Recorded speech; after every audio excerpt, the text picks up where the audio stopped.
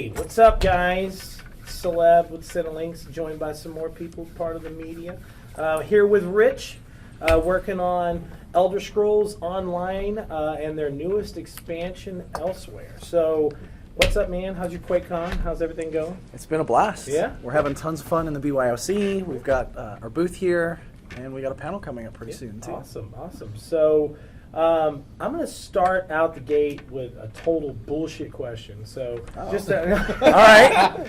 How am I going to get into this game now? Like, I feel like such an idiot for not getting into this game more. We talked about this last year when you were showing off last year's expansion, and I was like, oh man, I'm going to get into it. I'm going to play it with my wife.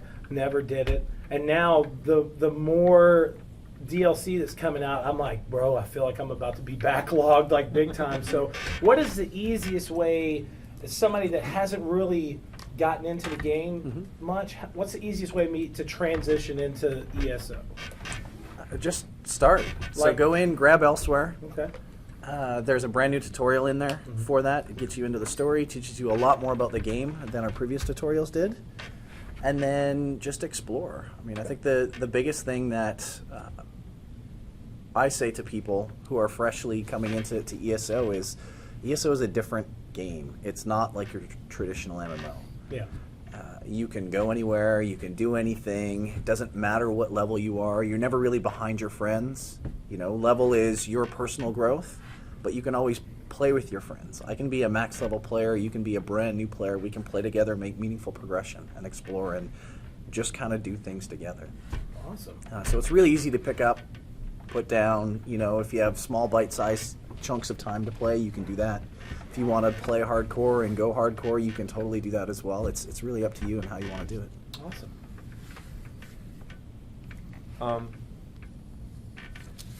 So first of all, I just wanted to say I'm one of those people who have always eyed this game from afar. You know, big Elder Scrolls fan, but not as big into MMOs.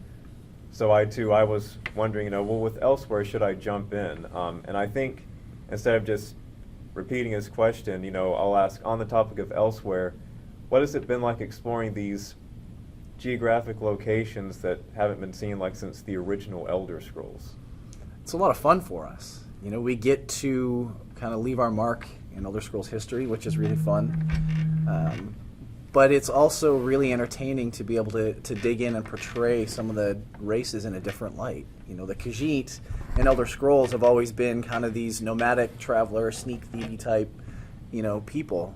And in Elsweyr, we really explore their culture and their spirituality. And it's a very different side of the Khajiit. Okay.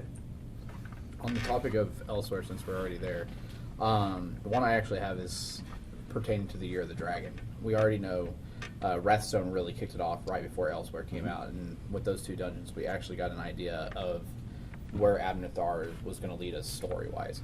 Now, the question I have is, with Scalebreaker on the horizon, is there anything else for the Year of the Dragon coming out, or is Scalebreaker basically going to be the high note? No, there's lots more. There's lots more to go. So Scalebreaker is our dungeon DLC. It's on our public test server right now. It helps further the story. There is a prologue quest that brings back a character that people are going to be really excited for. And then in quarter 4, we're doing a story DLC that is called Dragon Hold. And that is focused on the Dragon Guard and kind of putting the band back together, so to speak. And that is where we're going to culminate the storyline of Season of the Dragon there. Okay. Kevin with Tick Games Network. One of the things I wanted to touch on, so I know as far as in terms of pure content, it seems like you guys are always cranking something out, always have something new for the players available. So what, in your planning and development process, how do you guys go about balancing kind of making improvements to the base game itself, or kind of touching up and fixing things through patches versus creating brand new content, and how that kind of blends together? It is a difficult process. It's definitely a balance for sure. Right. One of our mottos is kind of do a little bit of everything. Okay. So new content, quality of life. You know, we've got a bunch of quality of life improvements coming in 23. Multicraft is like a really good example of that, where with our crafting system right now, if you wanted to make 100 potions, you'd have to make 40 makes or whatever it is, depending on the passives that you had. So you have to hit this button 40 or 50 times in order to make 100 potions. Right. Multi-craft lets you say, I want 100 potions, and click create. And as long as you have those materials, it just makes 100 potions. Okay. Okay. Now that's So yes, that's why I use the alchemy version, because Yeah. it is awesome. And then we also have to juggle balance in terms of bug fixing and Right. performance improvements, and Right. that's another thing that we're working really hard on, and we're going to talk a little bit about at our panel this afternoon, is what our kind of roadmap is for performance improvements and where Okay. we want to go, because we're not happy with performance, especially on console. Okay. And all of those things are very long polls. And so Right. we want to make sure people know that, no, we're not ignoring it. It just takes a while in order to get to that point. Okay. So I have a question too. So the trailers that y'all do for every DLC. Which ones? The gameplay ones for or the game- CGI for ones? The CGI ones. Okay, yeah. Just ridiculous. Yes. I mean, they're so good. This year especially has been amazing. Yeah. That one that we showed at E3, just Unbelievable. unbelievable. Yeah. Well, with ZeniMax, we're all about everything geek, gaming, movies. Mm-hmm. So like when are y'all gonna make an Elder Scrolls movie? Like Ha! just it needs to be done. I've actually heard that a lot. That Yeah. would be really cool. I have no idea. I mean, my focus is on Elder Scrolls Online and making that. If there was an Elder Scrolls movie that you could have anything in, what would you want the storyline to kind of base around? Is there any certain race or? No, I think the thing about Elder Scrolls Online, or just Elder Scrolls in general, Yeah. is the world feels believable Yeah. and feels inclusive, right? And you kind of see that in Elder Scrolls Online. Like, it doesn't matter if you're straight or if you're gay or whatever. Like, Exactly. we just tell stories, and we Yeah. don't pump up those stories. It's Yeah. just, it's part of the world. So I think that would have to be a really core part of that, whatever that story is and whatever Yeah. that movie would be. That'd be awesome. Man. Yeah. So also, also in Elsweyr, you brought back dragons, and I just wanted to ask, what was it like bringing them back, both in terms of tweaking the lore and also in terms of implementing them in an MMO as opposed to, say, a game like Skyrim? Dragons were a very, very long pull for us. I think it was almost a year of implementation time and tech time to get them in, and there are these giant large monsters, and with large monsters, it's hard to make them look believable and move in believable ways. Yeah. Even down to turning. Like, they have banks, and they bank when they turn, and their heads fall. So it was a very long pull in terms of tech and implementation. Lore-wise, we worked really closely with Bethesda Game Studios because they're the IP holder, and we went back and forth a few times on where dragons were, how we could do this, because in our timeline we're 1,000 years in the past. In our timeline, they're not really around. They're not gone, and that was the thing that we worked out with Bethesda is, where could they be, why are they kind of in hiding, and how could we get them into Elder Scrolls Online? And that's kind of where we came up with this Season of the Dragon and how it was more of an isolated incident rather than this massive invasion of dragons. Yeah. Okay. Now, in the terms of lore and story, that's been bugging me for a while now is we talked about before the review started werewolves, vampires, and whatnot. Is there any intention on expanding upon them in the future, story-wise? How do I answer this question without spoiling things? I mean, you can spoil things. I mean, I guess the short answer is, yeah, we're always looking at ways to improve. We always want to tell stories. We have a ton of new stories planned. Like, we're not slowing down with the ESO. We're still going to do the quarterly updates like we always do. And we've heard, werewolf and vampire a lot. Okay, awesome. That's satisfying. Okay, good. And so I've noticed, I think it was in a previous interview you did earlier this year, you mentioned that you guys had kind of taken a new focus this year in creating storylines and quest lines that are more focused on kind of down-to-earth kind of interaction versus kind of real grandiose, everybody's kind of impacting the whole world deals. Can you tell me a little bit about kind of why that decision came about and what impact you were hoping it had for the player base? Well, I think it comes down to just storytelling in general, Okay. right? And if everybody is special all the time, then nobody is Nobody's special. right. Okay. And it's a balance in terms of telling stories where for quite a while there, for a number of updates from, I guess it was Morrowind all the way to the end of Somerset, we were telling this almost cosmic story of the Daedra and how they're meddling with the world. And we wanted to do something different with Elsweyr, where it was more focused on, and I don't want to say mundane, because that has negative connotations, but it was more down to earth, or down to Tamriel, I guess. But, and focus more on culture and, you know, that physical threat rather than this cosmic threat. Okay. And that doesn't mean that's all the types of stories we're going to tell. We're going to mix it up. But that was just a nice kind of differentiator between the storylines that we've been telling. So I think last year you and me kind of talked during the little gameplay session that we were looking at about like player base, and like, you know, originally whenever it first launched, player base was like good and rocky and back and up and down. So now, like, I'm a big console guy, and the bit that I've played so far, it seems like the world is, I mean, there's a mass amount of people online. Have you seen with the new DLC, is it like a constant growth on player base? Are you seeing things starting to kind of balance out? Are people, the community as a whole, I know from what I've seen online, is like constantly growing. So it makes me excited that, like, even if I do wait a bit to play it, there's always going to be people I can play with online. So Yeah, absolutely.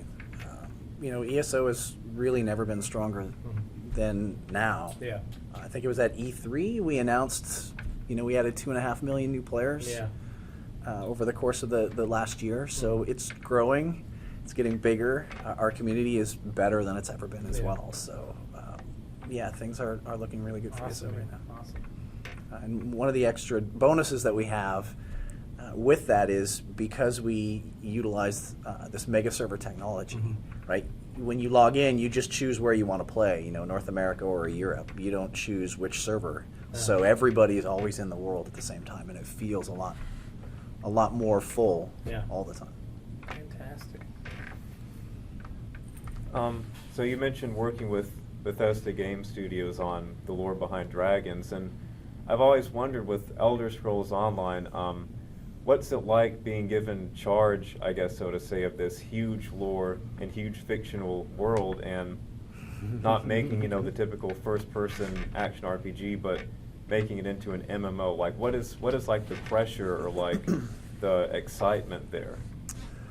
I will say that leading up to launch was definitely a very different feeling. You know, we were obviously a little bit nervous. You know, this was a giant IP. This was a beloved IP, and we didn't want to, you know, screw it up.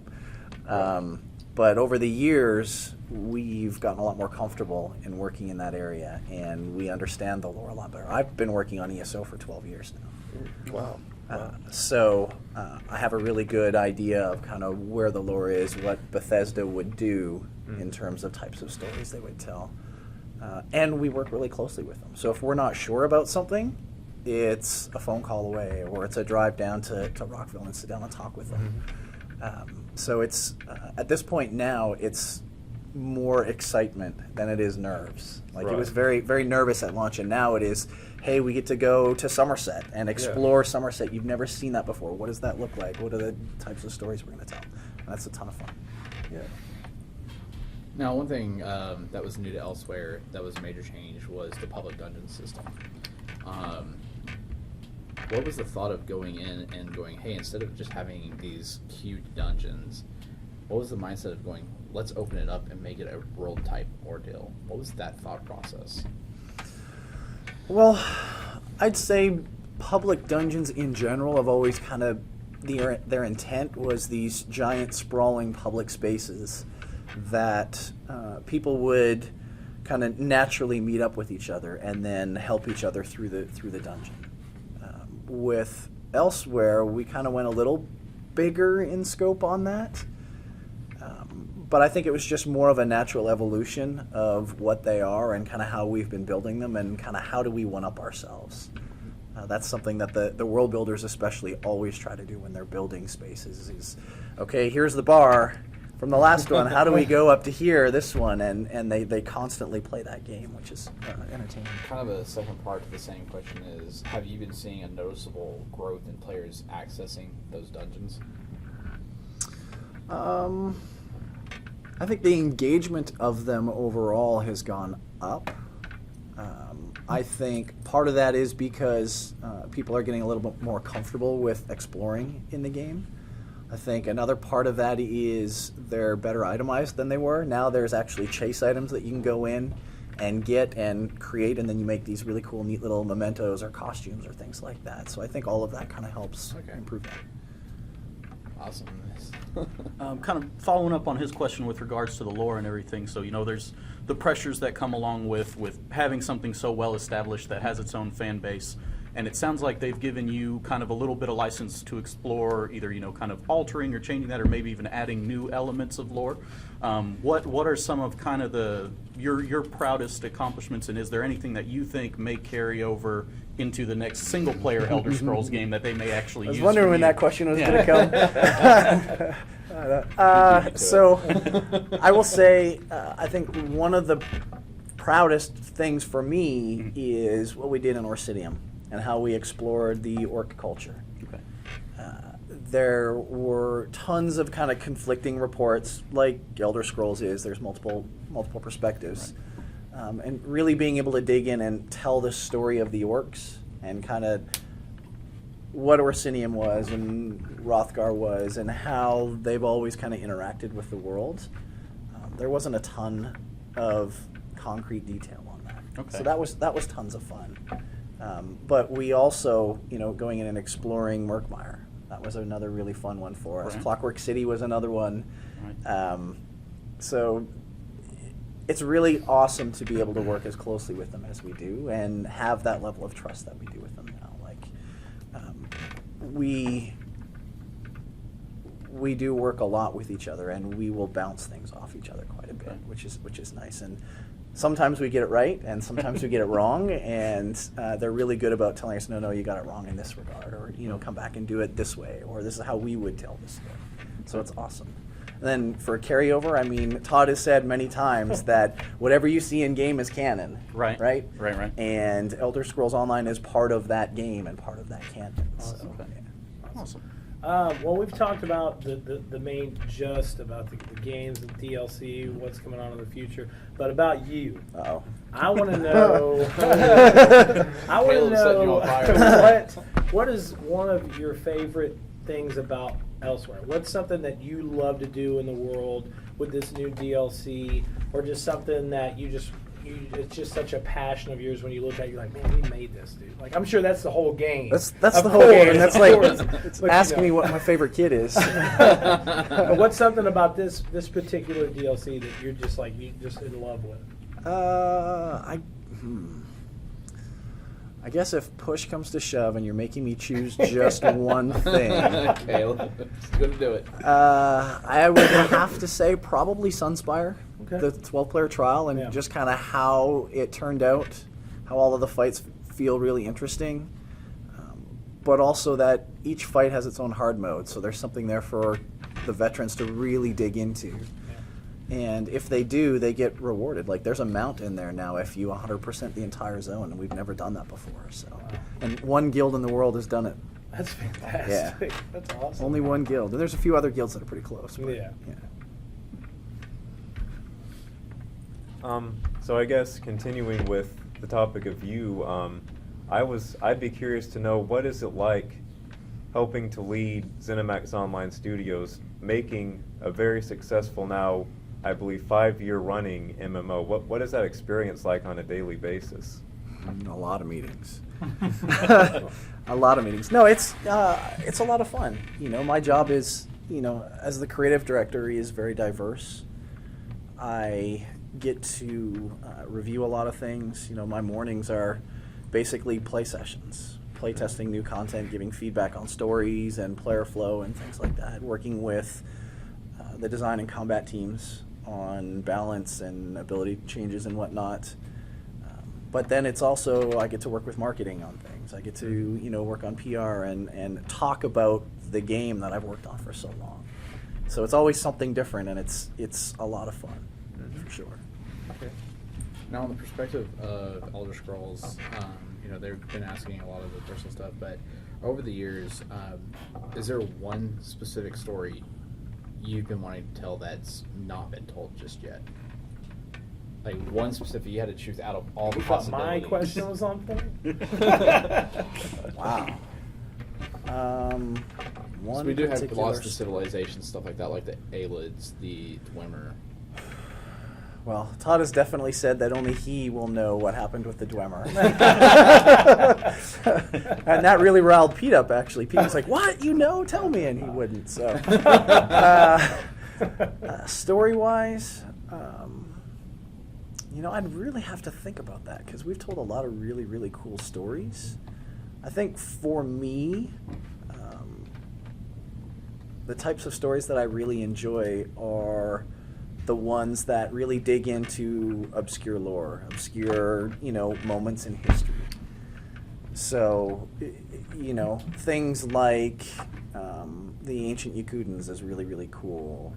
Digging into, the Aelids is really, really cool. Like, we've got a lot of Aeliid stuff in the game, but there's a lot of other stories that we could dig into and really explore there.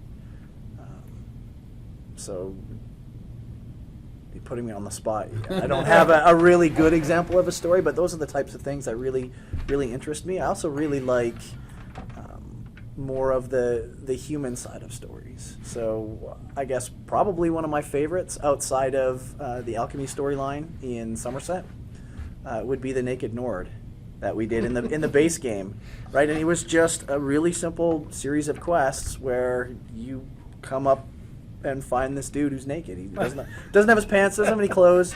He tells you the story of how he, was fighting a witch and lost and all that other stuff. And at the very end of the storyline, it turns out he just was on a bender and his wife was yelling at him and he lost all his clothes. Right? Like, those are the types of stories that are really interesting. That's awesome. Yeah. Like those are it almost reminds me of the what's his name? And Elsweyr, where you're helping the Nord try to do the treaties and peacekeeping. That one was probably one of the biggest laughs of that whole expansion. That's Rigert the Brash. Yes, thank you. And he's kind of a recurring character that we have. And so he was somebody that we had in Morrowind, and then we had him in Somerset. He likes to think of himself as the envoy of the Nords. And really, he's just a dumbass that has no idea what he's doing and causes more problems than he solves. But he's a super entertaining character. He is. Thank you. So you mentioned you've been working on ESO for 12 years, roughly. Is that working on one project for that length of time? And I know it's something that has so many different aspects you can kind of delve into and work on. Do you ever feel like you're reaching a point, or you will reach a point where you've kind of contributed all you can to this world, and you might be interested in working on a different project, or do you see yourself continuing this game for as long as humanly possible? So I will tell you that my passion is MMOs. Okay. Right? Like, that is my thing. I love doing them. This isn't my first Elder Scrolls game. I actually worked on Oblivion as well. Oh, wonderful. So I've been doing this for a very long time. Right. And I love it. Okay. So I love the setting. I love the storyline. And I love the world. And the world is so massive. Like, Yeah. we have so many more places that we can go and so many more things we can do. I don't see myself doing anything else for a long time. That's really So a question outside of Elder Scrolls Online. We are, of course, at QuakeCon 2019, Year of Doom. It's a wonderful event. I know you've been coming to QuakeCon for A number of years. for some time now. So the community at QuakeCon, out of all the events I've always gone to, the volunteers, the communities, it's just such a family. It's that's what anytime I talk about Bethesda and ZeniMax and stuff like that, I always feel like it always groups into the same thing. It's just this one big family of like geeks and gamers. What's like one of the fondest memories of QuakeCon for you? Maybe your first one, or? I will say probably the very first time I went to Master Pancake. Okay. Like, Master Pancake is bad movie, drinking, and 3 batshit crazy comedian type guys mocking this movie while you're watching it. Yeah. And then you play a drinking game while, they pick a couple of lines that happen or a couple of things that happen all the time. And every time that happens in the movie, everybody takes a drink. And so by the end of the evening, Everybody. it's rowdy. Yeah. And I think that's kind of the epitome of QuakeCon, which is this giant LAN party with your buddies, right? Like that is absolutely something that my buddies and I would do at home. Yeah. Get a movie, have some drinks, and just have fun. And that's it's so cool. Awesome. So speaking of QuakeCon, then we're celebrating 25 years of Doom. So a very non-Elder Scrolls Online question, just like, what is your favorite Doom memory, or what does Doom mean to you? And I guess beyond that, has it affected your path in the game industry? So Doom has always been one of those types of games that I played but never really, really got into. For me, Quake was the thing that really got me into multiplayer gaming. I was a huge Team Fortress player. Yeah. And I played it competitively. I played a scout, I played a medic, I loved conk jumps. Like that was my thing. And that really got me into, the competitive side of gaming and playing with friends, more so than some of the MMOs that I had played up to that point. And so that really kind of got me into I love the multiplayer aspect of games. How do we go from there? How do we get better at that? And that got me into game development and where I am today. Okay. And I want to say, since I'm out of questions myself, so I thank you for your answers and for your time in this little roundtable interview. Awesome. Yeah, I have one more question. Okay. With like studios with like Bungie, anytime there's like these big raids, they do a like if one team completes that raid, they get like this exclusive stuff, like certain merch and stuff like that. With the Sunspire trials, I know you said something about is there one team that's completed? There's one guild that has completed it. And so far. did they get like a certain achievement, or? They got an achievement and they get a really cool mount. Oh, okay, Yeah. awesome. What kind of mount do they get? Are you able to? Yeah, it's a Sanch Okay. that is basically fire and ice, which nice. is basically the 2 aspects of the major dragons in the trial. That's awesome. Yeah, it's Okay. really, really cool. Do y'all have any other questions? The only other one I had is it's actually going back to the whole how it's built up. One I actually get quite a bit when I'm streaming, I've been asked a few times, is can we expect a Murkmire type DLC during Elsweyr's course of life? A Murkmire, as in like a story DLC? Yep, a story DLC. Yeah, with so a that's what brand new Dragonhold zone. is. Okay. So Dragonhold is the story DLC. So I probably should have explained that. Story DLC is like a Murkmire size piece of content, Clockwork City, that kind of stuff. Awesome. Where it's a zone, it's the storyline of the Dragon Guard and kind of putting that band back together, and then there's also the culmination of the season of the Dragon. Okay. Fantastic. Yeah. But I know that's one thing they've been asking, since there's been a lot of confusion about what it is. Yep. Like, there's so little detail about it at this moment. Yeah, we haven't talked about it yet. Which is, I guess, the best part about these interviews. Exactly. Learning Yeah, that. we're getting to that point, and we're gonna That's right. talk. We're gonna show a little bit of that zone in the panel today, right? Oh, nice. I think we have. Sadly, I have to think we miss have it. that. I'll Oh, be at okay. it. I'll have to watch the Twitch recap. There you go. Yeah. So last question from me. It seems like you guys have had kind of basically an annual schedule as far as the major expansions go. Is that, and I've noticed that kind of you seem to place an emphasis on, in the past they've been kind of standalone entities, and you've been wanting to make it a focus where they'll kind of tie into each other more and play off of each other more. Is that going to impact the release schedule? Because I know that means you have to kind of plan farther ahead than you would have otherwise. No, not really. Okay. The Season of the Dragon kind of storyline is something that was a natural evolution of Okay. our content model. We're already working on next year's stuff.